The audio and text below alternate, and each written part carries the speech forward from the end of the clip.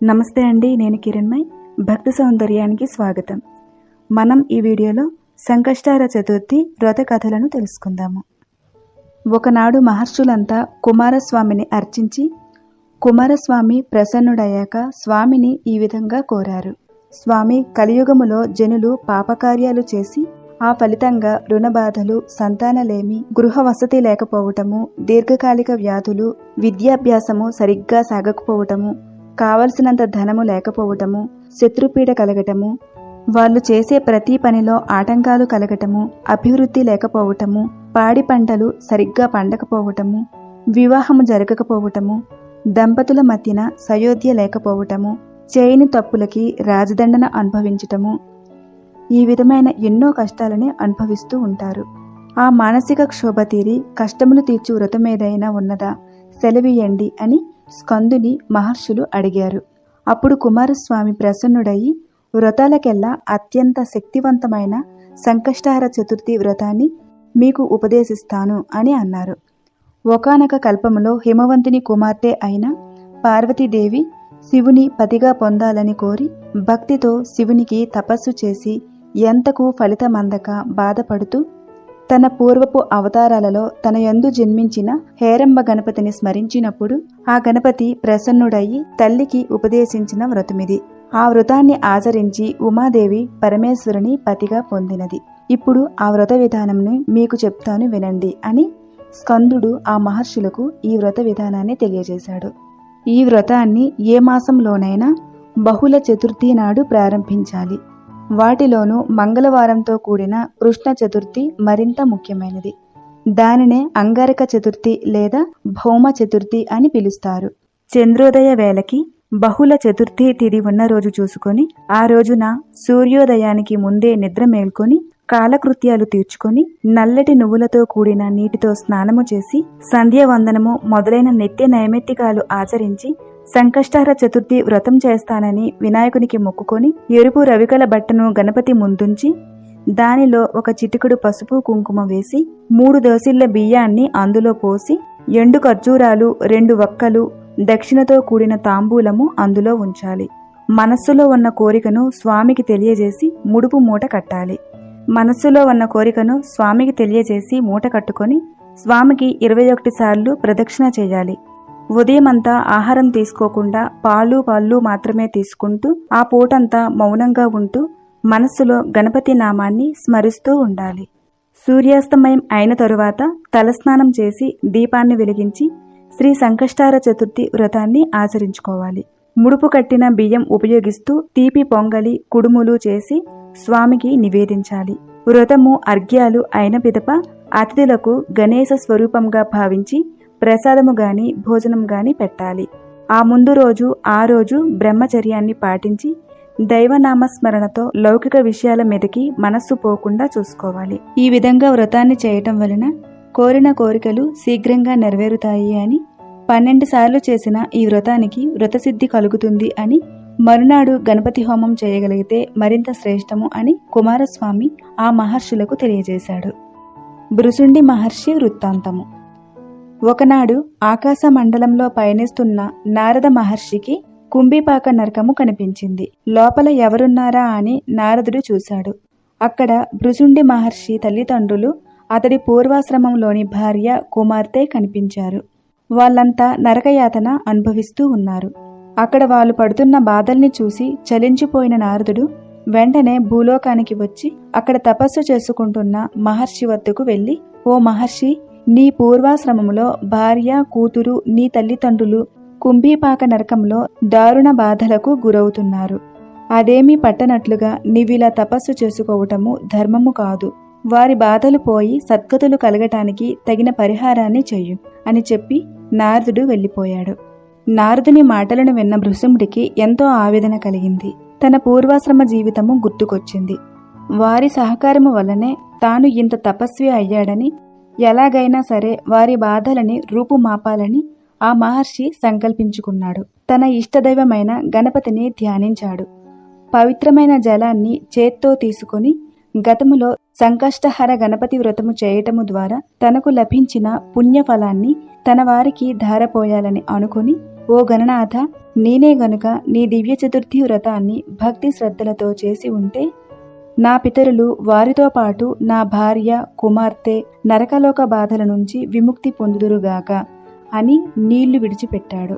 గజాననుడి అనుగ్రహంతో ఆయన చేసిన వ్రతాల్లో ఒక పర్యాయము చేసిన వ్రత ఫలితము వలనే ఆయన పితరులు భార్య కుమార్తె అందరూ దేవతా శరీరాల్ని ధరించి దివ్య విమానము ఎక్కి గణేశ లోకానికి చేరుకున్నారు.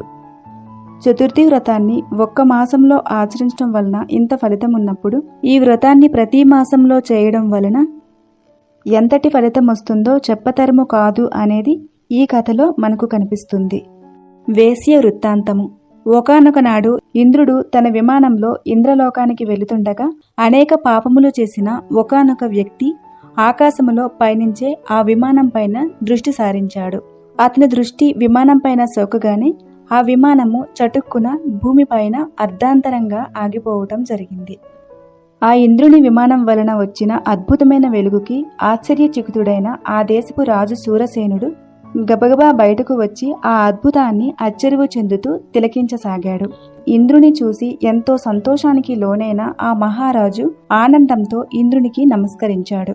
అక్కడ విమానము ఎందుకు ఆపినారో కారణము ఇంద్రునికి ఆ రాజు అడిగారు.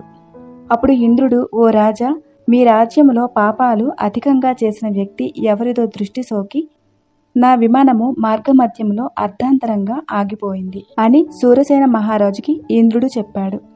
అప్పుడు ఆ రాజు, అయ్యా, మరి ఆగిపోయిన విమానము మళ్ళీ ఏ రకంగా బయలుదేరుతుంది అని అడిగారు ఎంతో వినయంగా.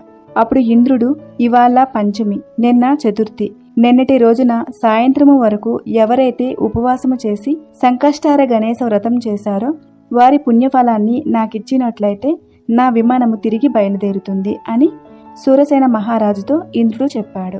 సైనికులంతా కలిసి రాజ్యమంతా అన్వేషిస్తూ ఒక్కరైనా నిన్నటి రోజున ఉపవాస వ్రతం చేసిన వారు కనబడకపోదురా అని రాజ్యమంతా తిరిగారు. కానీ దురదృష్టవశాత్తు ఆ రకంగా ఎవరు ఆ సైనికులకు దొరకలేదు. అదే సమయంలో ఒక గణేశ దూత వచ్చి మరణించిన ఒక వేశ్య మృతదేహాన్ని తీసుకెళ్లటము కనిపించింది. సైనికులు వెంటనే ఎన్నో పాపాలు చేసి ఎన్నో జీవితాలు కూల్చిన ఆమెకు ఎందుకు గణేశ లోకాన్ని తీసుకుని వెళ్తున్నారు అని గణేశ దూతల్ని సైనికులు ప్రశ్నించారు. దానికి గణేశ దూత, ఈ స్త్రీ నిన్నంతా ఉపవాసం ఉంటూ తనకు తెలియకుండానే ఏమీ తినలేదు.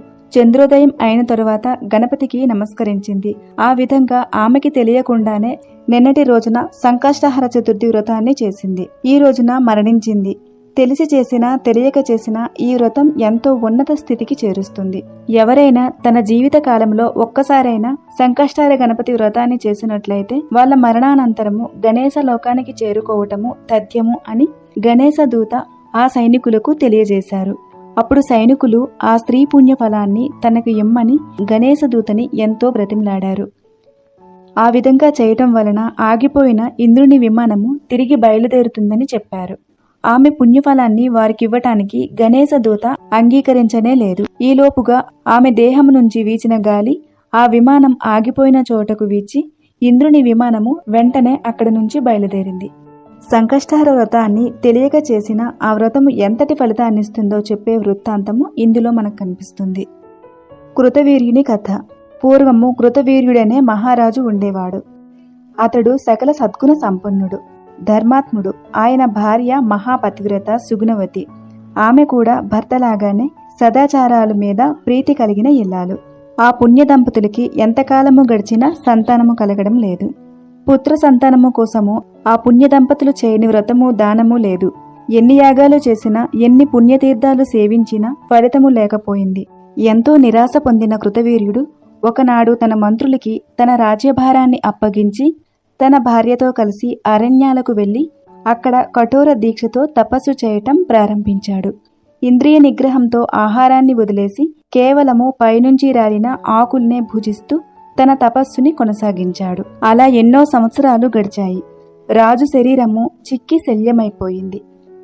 ఒకనాడు ఆకాశ మార్గంలో సంచరిస్తున్న నారదుడు ఆ రాజు పరిస్థితిని చూసి ఎంతో జాలిపడి పితృలోకానికి వెళ్లి అక్కడ కృతవీర్యుడి తండ్రిని కలిసి పుత్ర సంతానము కోసము అతడు కొడుకు పడుతున్న బాధల్ని కృతవీర్యుడి తండ్రికి చెప్పాడు. నారదుని ద్వారా తన కుమారుడు సంతానలేమితో బాధపడుతున్నాడని తెలుసుకున్న కృతవీర్యుని తండ్రి సరాసరి బ్రహ్మలోకానికి వెళ్లి చతుర్ముఖ బ్రహ్మను నమస్కరించి, ప్రభు, నా కుమారుడు సకల సద్గుణవంతుడు, దానశీలి, ధర్మప్రభువు, ఎన్నో యజ్ఞాల్ని వ్రతాల్ని చేసినవాడు, ప్రజల్ని కన్నబిడ్డల్లా చూసుకుంటున్న కరుణామయుడు. అలాంటి నా కుమారుడికి పుత్ర సంతానము కలగకపోవటానికి కారణము ఏమిటి? అతడు ఏ పాపం చేశాడు? ఏం చేసినట్లయితే నా పుత్రుడి పాపము తొలగిపోయి అతనికి సంతాన ప్రాప్తి కలుగుతుంది? దయచేసి చెప్పండి అని ఎంతో దీనంగా బ్రహ్మదేవునికి కృతవీర్యుని తండ్రి ప్రార్థించాడు. అప్పుడు బ్రహ్మదేవుడు కృతవీర్యుని తండ్రితో ఈ విధంగా తెలియజేశాడు. నీ కుమారుడు పూర్వజన్మలో సాముడు అనే పేరు కలవాడు, పరమ దుర్మార్గుడు. ఒకనాడు అతను ధనకాంక్షతో దారి కాసి బ్రహ్మవేత్తలు సాత్వికులు అయిన 12 మంది బ్రాహ్మణులను చంపి వారి దగ్గరున్న సంపదని ఆహారాన్ని దోచుకుంటూ ఆ రోజంతా సమయము దొరకక ఏమీ తినలేదు. దోచిన ధనంతో సాయంత్రానికి ఇంటికి చేరుకున్నాడు. ఆ రోజు మాఘ బహుళ చతుర్థి. చంద్రుడు ఉదయించే సమయానికి ఇంటికి చేరుకొని గణేశుడు అని పేరు పెట్టుకున్న తన కుమారుడిని గణేశ అని పేరు పెట్టి పిలిచాడు. దోచుకున్న ప్రసాదాన్ని తన కొడుకుతో కలిసి తిన్నాడు. కొన్నాళ్లకి సాముడు మరణించాడు. పరమ పాపి అయినప్పటికీ తనకు తెలియకుండానే మాఘ బహుళ చవితి నాడు ఎటువంటి ఆహారము తీసుకోకపోవటము, సంధ్యా సమయంలో ఇంటికి వచ్చి కొడుకుని గణేశ గణేశ అని పలుమార్లు పిలిచి కొడుకుతో కలిసి గణేశుడి ప్రసాదాన్ని తినటము వల్ల అతడికి అమితమైన పుణ్యఫలము లభించింది. కొంతకాలం గడిచాక భూలోకంలో కృతవీర్యుడనే పేరుతో నీ పుత్రుడుగా జన్మించాడు. ప్రస్తుతము అతడెన్ని పుణ్యకార్యాలు చేస్తున్నప్పటికీ గత జన్మలో మంచివారిని వధించిన పాపం వలన ఈ జన్మలో సంతాన భాగ్యానికి నోచుకోలేదు. అతడు చేసిన పాపం నశిస్తేనే సంతానము కలుగుతుంది అని బ్రహ్మదేవుడు కృతవీర్యుని తండ్రికి తెలియజేశాడు. ఆ మాటల్ని విన్న కృతవీర్యుని తండ్రి ఎంతో బాధపడుతూ, పితామహ, నా కుమారుడు చేసిన బ్రహ్మహత్య పాపము, అయితే దాన్ని పోగొట్టుకునే మార్గము ఏదైనా ఉంటే తెలియజేయండి, అది ఎంత కష్టమైనదైనా సరే అని ఎంతో దీనంగా బ్రహ్మదేవునికి కృతవీర్యుని తండ్రి ప్రార్థించాడు. అప్పుడు బ్రహ్మదేవుడు, నీ కుమారుడు అత్యంత మహిమాన్వితమైనది, కోరిన కోర్కెలు తీర్చేది అయిన శ్రీ గణేశ సంకష్టహర చతుర్థి వ్రతాన్ని చేస్తే అతడు చేసిన పాపాలన్నీ నశిస్తాయి అని వ్రత విధానాన్ని తెలియజేశాడు. అప్పుడు కృతవీరుని తండ్రి నారదుని ద్వారా ఈ విషయాన్ని తన కుమారుడికి చేరవేస్తే ఆ వ్రతాన్ని చేసి కృతవీరుడు సంతానవతుడయ్యాడు. కరుడు కట్టిన ప్రారబ్ధాన్ని సైతము కర్పూరంలా కరిగించి వేసే మహిమాన్వితమైన వ్రతము ఇది. ఈ కథలు నిగూఢమైన ఆధ్యాత్మిక రహస్యాలతో పాటు సంకష్టార చతుర్థి ఫలితాన్ని తెలియజేస్తున్నాయి. వినాయకుని భక్తులందరూ ఈ వ్రతము చేయటం వలన ఎంతో ఉన్నతమైన స్థితిని పొందుతారని, వ్యాపార అభివృద్ధి జరిగి అందరికన్నా ఉన్నత స్థితిలో ఉంటారని, నరదృష్టి పడిన ఎట్టి పరిస్థితిలోనూ పతనమవ్వరని ఈ కథలలోని సారాంశము. ఈ వ్రతము ఆచరించిన వారు ఎవరైనా జన్మాంతంలో గణేశుని లోకానికి వెళ్లి అక్కడ భగవంతుని ఆశీస్సుల వల్ల ఎంతో ఆనందాన్ని అనుభవిస్తారు అని ఈ కథలలో మనకు తెలుస్తుంది.